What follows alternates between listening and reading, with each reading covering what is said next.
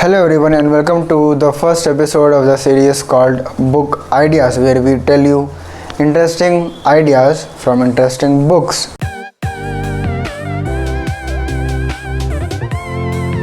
Today we have a book with ourselves called The Habit of Winning by Prakash Iyer, and this book has literally very huge number of amazing stories, amazing ideas, amazing lessons that we can learn. We'll be maybe taking some ideas about this in the future, but today the idea or the lesson that we are going to talk about is the lesson of vision. Now you must be thinking, okay, I know vision, I know goals, heard about it, all those things, but do you know that this one thing can change your chances of success or your chances of succeeding as a organization as a whole, as a company or business, in like whichever field you are in, a lot, like much more folds, right? So stick to this video till the end and you will get to know what I'm talking about. But before I tell you that, let me tell you a story from the book itself. The story goes long back at the time of Roman Empire. It was a normal day, a normal sunny bright day, and the market and all the people were very lively and cheerful. There was a lady crossing by the market, and she noticed that there are some craftsmen working together, sitting together, breaking stones, and they were breaking the stones in different shapes and sizes. So she got curious. She went up to one of them and asked, "Dear sir, can you tell me what are you doing or what is going on here?" Obviously the craftsman was very sweaty. It was a bright sunny day, and the craftsman looks up and says, "Can't you see I'm breaking a stone here?" He said, the lady said, "Okay," and she moved away. And she moved on, right? So while she was crossing the market, she saw a similar scenery or scenario, right? So there was just one craftsman there, there was just one person there who was breaking the stone in different shapes and sizes. But this person, comparatively to those other craftsmen, seemed a little happy or little cheerful. He was like singing or humming some tune to himself, just sitting there in hot bright sun. He's sweaty as well, but he's singing or humming some tune. So she got curious again. That lady got curious again, went up to the person and asked, "Dear sir, can you please tell me what are you doing here?" The craftsman looks up to the lady and says, "I am helping my country to build the tallest cathedral in the world." So she heard this thing, she got happy, she congratulated and wished him luck and moved on. So that is the story, okay? But the moral is, or what is the difference between the two scenarios that was there? One where the craftsman is very cranky and little bit of angry or frustrated, if you might call it, or the second person who is just a single person sitting there doing the same thing of same work of breaking the stones, but he is little bit happy, he is little bit at peace with himself, by himself. He is singing or like humming a tune to himself, is still doing the same work of breaking stones in different shapes and sizes, right? So the difference is this, that they think of themselves as a part of something bigger than themselves, right? So this is actually very suitable for a real life example, which is like in whichever company you are, or if you own a business and there are people working for you, or you are in a company and there are people and you are like in a managerial post or some like higher post and there are people working under you. There might be some salesperson, there might be some telecaller, there might be some customer support person, or there might be some person from like different other departments. So do you know, like for sure do you know what that person think of himself? when he thinks about his work? Does he see himself just as a salesperson, or as a sales guy, or as a customer support person, that okay, I need to do this work for the sake of doing the work and then I'll go home and sleep, right? Or he thinks of himself like that second craftsman who was sitting alone and humming.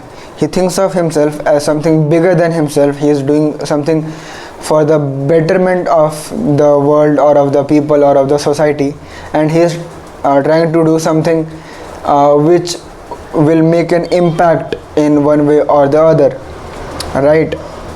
So this is the whole moral of the story, what you call it, with the real example. And this small change, this just attitude towards the work, or this just attitude, or this goal in your mind, it might be really very small, right? That doesn't make much of a difference to a single person. But if every single person, of the sales department, or of production department, or HR department, and all the departments there are in the company and in the business, right, if they create and cultivate this thought process, if this mindset, this small change can take you to a whole another level, and that will make sure that you succeed and you thrive, not just survive but thrive in any scenario whatsoever. It might be some pandemic issue, or it might be some recession or something like that, which we saw in 2008 and 9, I guess. So whatever the things might happen, if they see themselves like the people who are at the front line, like the front line workers, right, or the front line employees, worker is a kind of a bad word, I mean it's not suitable enough, kind of employees, the frontline employees, where they see themselves as they are part of something bigger, then they are about to put, or they're more likely to put in 120% than just focusing on themselves and just thinking that okay, I need to do it just for the sake of doing it, or this is just my job so I have to do it. Okay, so now that being said, there is another famous example, right, of the John F. Kennedy, or JFK, the president of US visits NASA and he sees a janitor. He asks, can you tell me what you are doing? The janitor replies, Mr. President, I am helping to put a man on the moon, right? So this is kind of a similar story, kind of a similar example, but still, no matter what the time period, no matter what the scenario, no matter what the case, it is still applicable. It is 100% true, and it is very effective. That those people who have this strong vision, that strong vision is there, and they are running towards that vision, instead of pushing themselves, they will be pulled by that vision, or pulled by that goal itself. So they'll become a lot more productive, creative. They'll be a lot more passionate and effective in the job itself, job or business, whatever the thing is that you are into. So they will be a lot more productive in their work, in their field. And obviously productivity and productivity from each and every single individual will give you a lot more productivity or productiveness of the organization as a whole. And there's a small quote that I would like to, and before that, let me just ask you, or you can let us know in the comments below, that what do you think of yourself, as just a part of us, as just a salesperson of some company or some business, or as something bigger, a part of something bigger than yourself, that you are here to make good in this world or in this society, and to make impact in one way or the other. So before I end this video, I remember a small quote from Tony Robbins. He says that whatever you can't measure, you can't change. So if you have, and this thing is, I think, very relevant in this case, at least, that if you have a vision, you can always measure yourself if you are going in the right direction or right path. And when you are when you are in constant evaluation of yourself, even if you deviate from the path, like up and down, or little bit of deviations, you can always come back on the track and you can always keep going towards your vision.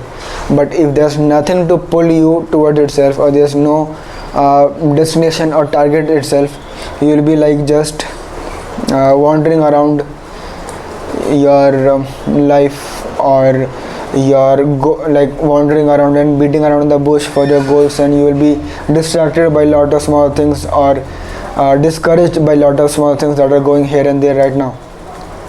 So that's all from my side for today. Thank you for watching. Thank you so much for watching, and this was the first episode. Tell us in the comments how you feel, and what you learned from this, what was your takeaway from this thing. This is Sohail. Until next time, signing off.